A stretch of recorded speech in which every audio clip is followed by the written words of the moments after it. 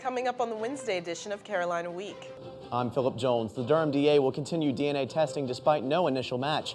I'll show you why Duke students are ready to put this controversy behind them. And I'm Alex Villarreal. The National Day for Immigrants' Justice drew thousands to Siler City. We'll take you inside the concerns one family has about the future. Coming up in sports, we'll have all the laughter and tears from the basketball awards banquet. Will we see Carolina blue skies for the next few days? Weathercaster Rob Ellis is here with that answer. All that and more, Carolina Week starts right now. From the School of Journalism and Mass Communication at the University of North Carolina at Chapel Hill, this is Carolina Week.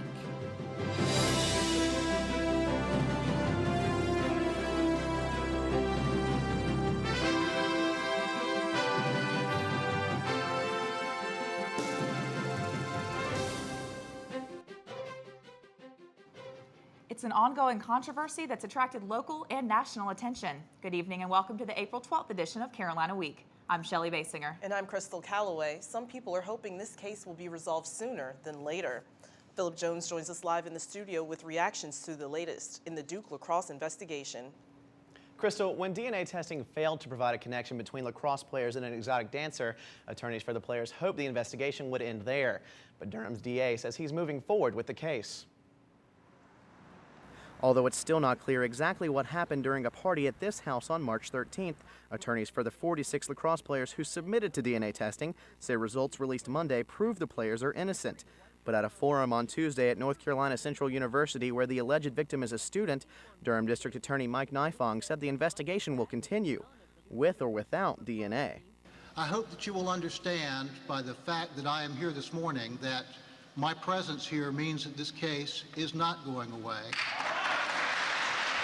But after a month of speculation and media hoopla, some Duke students like senior Jonathan Welch say they're ready to put the issue behind them. Everybody's tired of it. I mean, I told my roommate that I would probably get interviewed today about this, and that 60 Duke students passed up an opportunity to get interviewed by one of your reporters last week. And he goes, yeah, I would have passed up an opportunity too. I'm tired of talking about it. I don't have anything to say. And I think that's probably an average voice on campus now. Welch says regardless of the outcome of the investigation, the lines between races drawn because of the controversy are putting a strain on Durham. I would like to see all this blow over really quick. And I'm hoping that's going to be the reaction from the community as well, because the same Durham that I've lived in for 4 years has not been like this. There have not been tensions that have been this high between people of different economic backgrounds, people of different ethnic backgrounds either. Crystal, despite the hope on the Duke campus that the story will end soon, that isn't likely. Word is the victim has identified one of her supposed attackers, and the DA has ordered more DNA testing. Thanks, Phil. In an attempt to bridge the campus divide, religious leaders at Duke sponsored a prayer vigil Wednesday afternoon. They hope to bring the university together after the lacrosse team rape accusation. The vigil gave the community a chance to cope and come together in prayer. But many students didn't even know there was a vigil. This Duke student attended out of curiosity. Duke employee Melissa Mills says although the vigil was a great idea, the lack of attendance might have defeated the purpose. It would have been wonderful if there had been more publicity that we were having the event beforehand so that more people could come, because I think many people feel hurt for the community because Duke is a member of the community. Only about 50 people attended the event. You might call it the modern-day fight for civil rights. Reporter Alex Villarreal was in Siler City for a huge rally supporting immigrants' rights. Alex? Thanks, Shelley. I have to tell you, the crowd was just incredible. One organizer told me 3,000 people came out to support a variety of things from workers' rights to overall equality and opportunity. And I spoke with one family who allowed me to share their story. This man, we'll call him Jose, is an immigrant from Guatemala. Jose and his family came to the United States in 1994. He tells me he currently works at a factory. Despite the difficult work, Jose is content to be in this country and refuses to give up hope about his future here.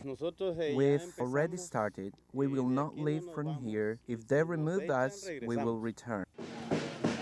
Jose and his family, and others like them, joined forces in Siler City to take part in the National Day of Action for Immigrant Justice, which merged with the 20th annual pilgrimage for justice and peace. The march, sponsored by the Hispanic Liaison in Siler City, led to a rally in front of City Hall. We thank you. We came here in peace. We are going home in peace. Executive Director of the Hispanic Liaison, Ilana Lubesche, says everyone banded together because current treatment of immigrants is unacceptable. We will not take this anymore, that it's time for comprehensive immigration reform that really addresses the needs of our community and of all the American people.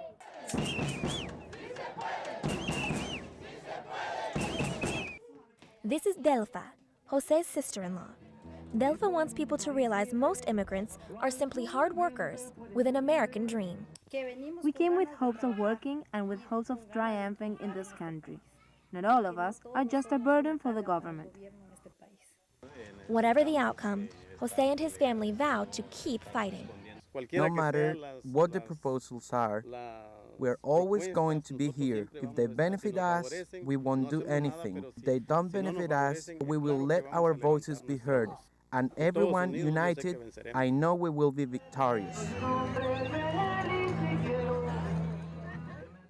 Shelley, for Jose and his family, victory means being able to enjoy all the benefits of the American dream in the country that they now consider home. Certainly an issue will continue to follow. Alex Villarreal live in the newsroom. Erskine Bowles can now officially call himself president of the UNC system.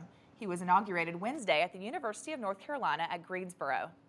As the 16th president of the UNC system, he wants to improve relationships with community colleges, make higher education affordable and accessible, and train people for the jobs of tomorrow. He's also pledged to give about a third of his $425,000 salary to scholarships. You can take a break on a Franklin Street bench, but just don't make it your bed for the night. Police cited 2 people last week for sleeping on downtown benches. Those who violate the town ordinance could face a $50 fine or up to 1 week in jail. In the past 2 years, police have written 27 citations for the offense. You might want to spend some extra time on the benches at Finley Golf Course. UNC officials plan to add beer to the concessions at the University Golf Course. They plan to bring that proposal forward during their upcoming meeting. At most courses, even those run by public universities, golfers can enjoy a drink as they play around with friends or business partners. Finley Golf Director Johnny Cake believes beer sales could increase revenue and attract more customers. With the competition in the area and so forth and so on of other golf courses, we feel this may help. Not only maybe increase a few rounds, but keep the people that we have here. If the proposal passes, both students and members of the Chapel Hill community could soon enjoy a cold beer after a hot round of golf. April means rain showers, hay fever, and yes, taxes. It's that time of year again, and if you want to smile like this lady, then you might need to see this lady or any accountant specializing in state and local taxes. Taxes are due by April 17th this year, which gives you 2 extra days to file. You might not want to wait until the last minute. This location on MLK filed more than 2 weeks worth of tax returns in just 2 days. April also means graduating seniors are probably on the hunt for a job. If you don't have one yet, it's time to start looking. UNC Career Services says the job market is the best it's been since 2001. The economy is improving and companies need more workers. Career Services Director Marcia Harris says entry-level job openings are on the rise and salaries are better. Harris encourages students to use Career Services to find a job. And especially look at the Carolina Connection and get in touch with alumni that are in that database that are working for organizations or in fields that the students are interested in and see if those alum will help them. Career Services is located on the 2nd floor of Haynes Hall. Counselors are on hand daily from 10 till 3. It's not a full-time job, but if you're looking for a way to make money, some medical researchers are willing to pay at least $1,000 for study participants. But make sure you know what you're getting into. Reporter Caitlin Kleinert has the story. Clinical trial expert Richard Goldberg says medical studies are pretty safe. Before any drug is tested on humans, it's tested on animals first. However, anytime somebody takes a drug or has a test done, there's always risk. I commonly tell patients that even penicillin has killed some people, but it's certainly helped more people than it's hurt. Some students don't think there's much risk. UNC senior Todd Kingdon bought an engagement ring with the money he got from participating in 6 studies with AAI Pharma. Well, in the forms that we sign off on, they tell us that if there is anything that happens because of the drug, they will take care of it. Their insurance will cover everything. UNC junior Emily Mann thinks there might be more risk involved. She is going to the doctor because she's been really sick twice since she participated in her most recent study with AAI Pharma. So I've decided if anyone asks me, I usually say I'm not going to do it again, and I probably won't do one again. Recently in Britain, a study went terribly wrong. 6 people were sent to intensive care within minutes of taking an experimental drug. Their vital organs started shutting down. Now, Dr. Goldberg says if you have any anxiety about participating in a study, then perhaps it's not for you. And one last message from Dr. Goldberg: in the end, your health is more important than money. In Chapel Hill, I'm Caitlin Kleinard, Carolina Week. And despite numerous attempts to contact a spokesperson with AAI Pharma, we were unable to reach anyone for comment on the risks involved in clinical trials. Using a dirty needle is one of the fastest ways to contract HIV. Coming up, we'll show you how supporters of one program are hoping to slow the spread of this deadly disease.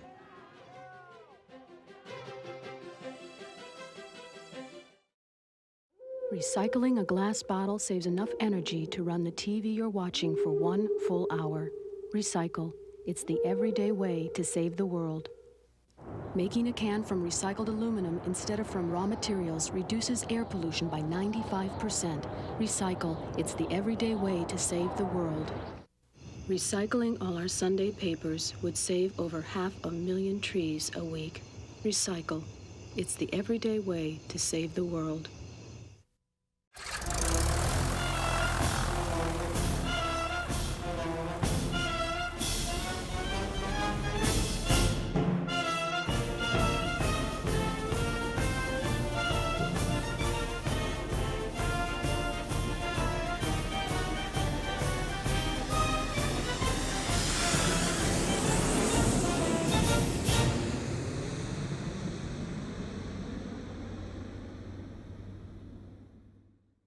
UNC military alumni will soon receive care packages from campus. Carolina Armed Services Alumni Day is a chance for students to stuff boxes full of goodies and write a personalized card for Tar Heels serving overseas. The Alumni Association had a goal of filling 100 care packages, but after a few hours, 250 boxes were packed and ready to go. Volunteers could stuff boxes for free or donate money to cover the cost of spending and stuffing the packages. Aaron Vose says the packages are meant to do more than just provide treats. I guess we're just trying to raise the morale and keep the Carolina alumni overseas close to the Carolina family. These items will be mailed to Tar Heels and the Armed Services next week. Nearly 30 years into the AIDS epidemic, HIV continues to spread, especially in people younger than 25. Medical reporter Kate Schoen shows us to talk about one effort to stop the virus dead in its tracks. Kate? Thanks, Crystal. The Centers for Disease Control and Prevention says IV drug users account for 20% of all HIV cases in the country. Public health officials say HIV prevention must include needle exchange programs.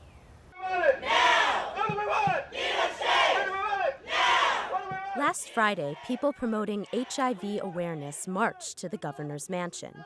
Their message: legalize needle exchange to prevent HIV. In needle exchange programs, drug users get clean syringes in exchange for their used syringes. This stops people from spreading HIV through dirty needles.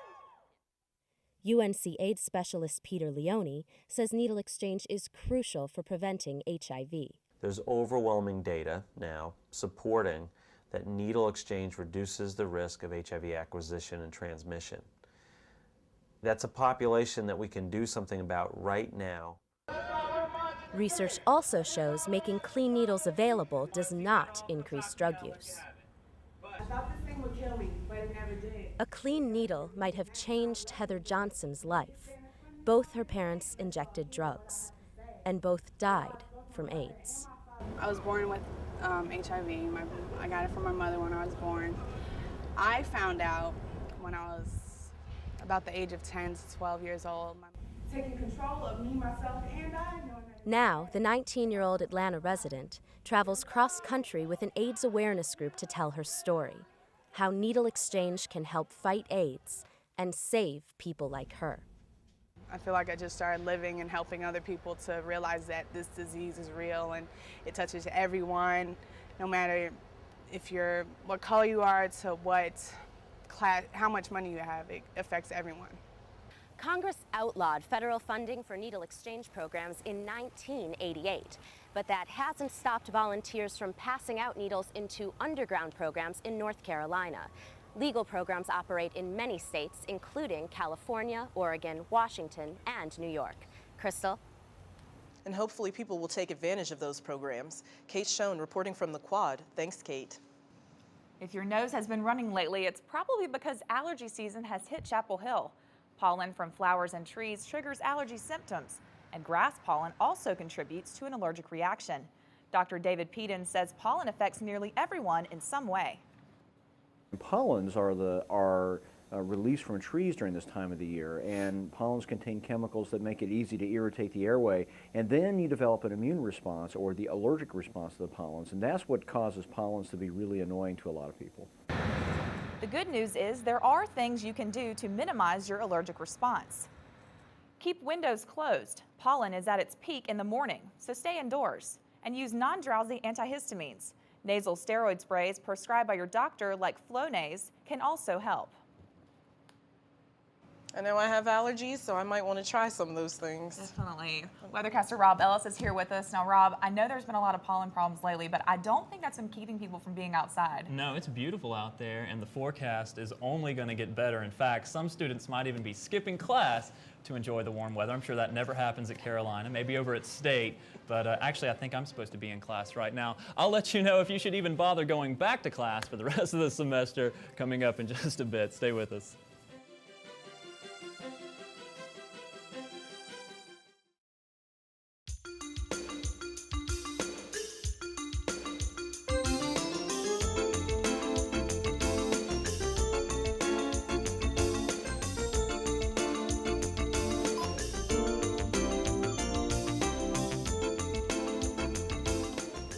When you shop in Orange County, your money comes back to you.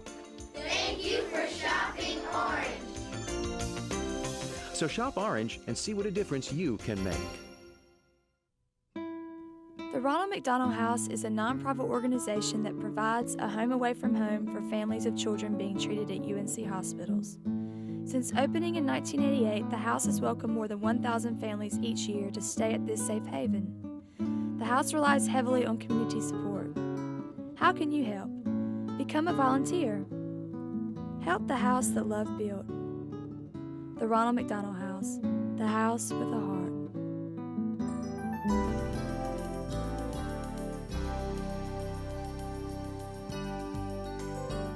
Well, thank you for joining us for Carolina Week Weather. It's time now to take a look at the headlines. It's going to be a beautiful weekend coming up because we have no rain in the forecast, and I know everyone's wondering what the travel weather is going to be for your Easter weekend. It looks like a nice one, and it's going to be hot. In fact, temperatures are going to be approaching 90 degrees. That's right, I said 90 degrees. Let's start out, as we always do, with the national satellite map. Taking a look, here's the little curly Q here with our low pressure system. They've been dealing with some rainfall, in fact, some flooding in the north. But fortunately, as you go down to the south and you take a look at the cold front that's with this, it's really not that strong. In fact, we'll zoom into the southeast to show you what's going on here. This cold front, a lot of cloudiness in place, and it kind of looks ominous, but there's not really a lot of energy with the system. In fact, we'll take a look at radar, and you'll notice that underneath these clouds, really just a few sporadic little showers, a little sprinkle here and there, and we don't expect any rainfall, at least significant rainfall, with this system as it pushes through. And once it does so, it looks like our temperatures are going to be warming up just a little bit, and it's going to be quite nice. Let's look at the surface map to show you what'll be going on.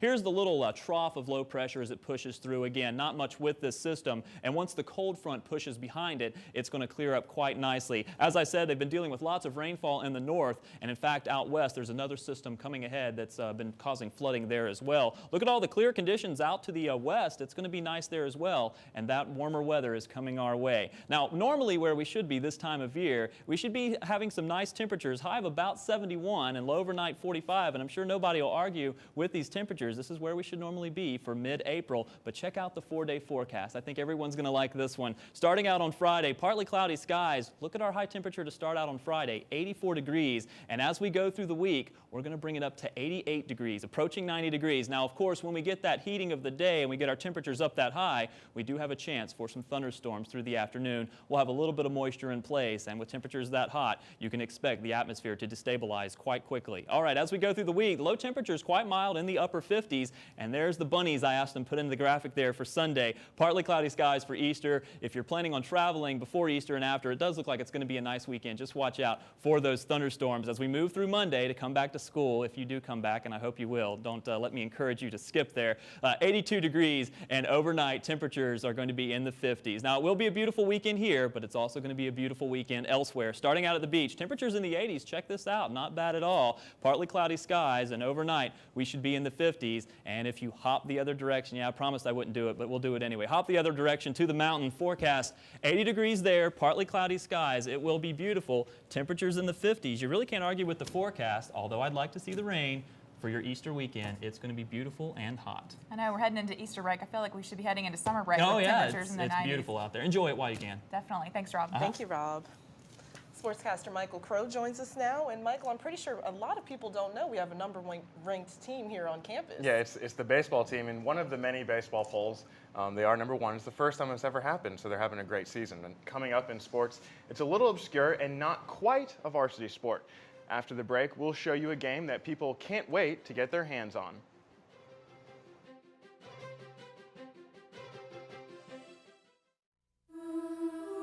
These kids are in trouble. They're not getting high on drugs or stealing. If they were, you'd do something about it right now. But why is it almost half of all parents who suspect their child has a problem learning wait a year or more before getting help? Why?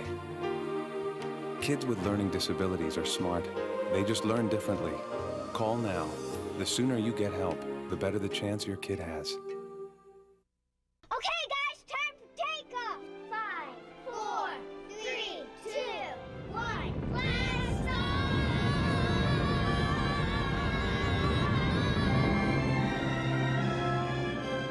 Wow! Whoa, look at that! Is that you, Biddle? Hey kids, it's time to go to the planetarium.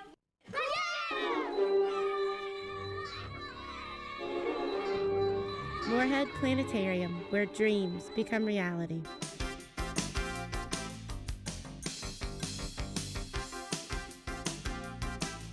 Welcome to Carolina Week Sports. I'm Michael Crow. With David Noel graduating, there's a vacancy for the title of Carolina's Best Dunker. We've got some hops. The men's basketball team gathered one last time Tuesday night to reflect on the season's accomplishments and say goodbye to the seniors. Here are Roy Williams and David Noel in their own words. But every team has its own identity. Every team has a special place in the coach's heart. And this team right behind us right here will always have a special place in my heart because they played to such a high level almost every single night. I don't know of anybody that's ever given as much and meant as much to a team as I thought David Noel did to this year's team. Thanks, Coach Williams, for giving me a chance to play. I definitely appreciate that. For being your best leader.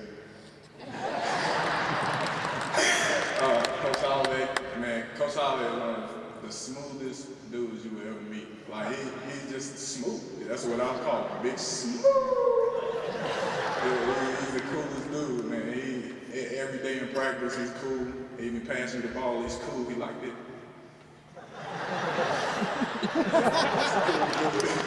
I get really emotional at the end of the season sometimes because I know I'm not going to coach these guys in this group anymore.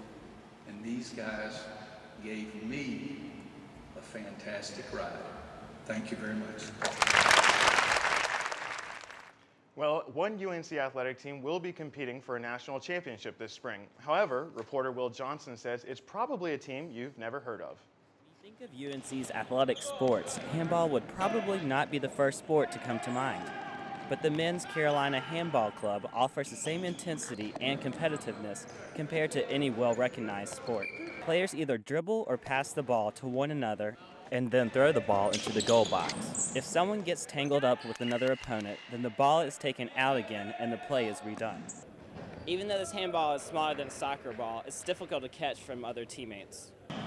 Another reason is that the ball can soar up to 70 miles per hour. But why hasn't this sport become more popular? I think it's in general the nature of the sport in general. Like across America, no one really knows what handball is compared to like rugby or soccer, the other sports like that. Wade Sutton plays for the club team and U.S. national team. He feels that handball would catch on simply by playing the game. Usually when people see it or they play it, they love it. It's a really fast game. It never stops. The clock never stops. Sutton and his teammates hope to win their third straight collegiate national championship this year, but they'll have to work hard to win again. A good team, we just got to play together. Handball is a really team sport, and it helps to have good individual athletes, but you got to play together as a team, and we do a really good job of that. That's why we keep winning, because we help each other. With the numerous turnovers that appear during the game, handball could quickly turn into a popular sport. In Chapel Hill, I'm Will Johnson, Carolina Week Sports. Carolina will host the Team Handball National Championship on April 22nd and 23rd in Fetzer Gym. The games are open to the public and admission is free. Well, in the annual Carlisle Cup contest between Duke and Carolina, the competition is as tight as ever with only 6 more points up for grabs. Currently, the Heels are leading the Blue Devils by only 1 point. Even if the Blue Devils suspended the remainder of their men's lacrosse season, the victory over Carolina 11-8 in March still counts for the Carlisle Cup standings. And one more baseball note is that former baseball player B.J. Surhoff will be on the inaugural College Baseball Hall of Fame list. So that's a great accomplishment for him. Great to hear. Thanks, Mike. Thanks, Mike. Well, for one UNC sorority, Easter is more than just eggs and bunnies. After the break, we'll show you how these girls are celebrating the holiday by giving back to their community.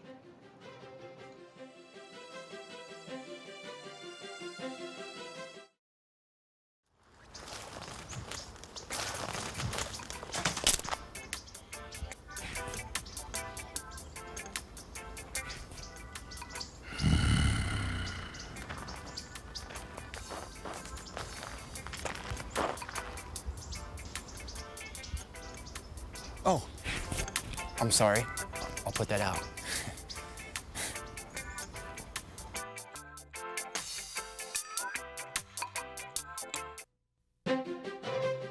If you have a story idea, contact Carolina Week at 843-8292.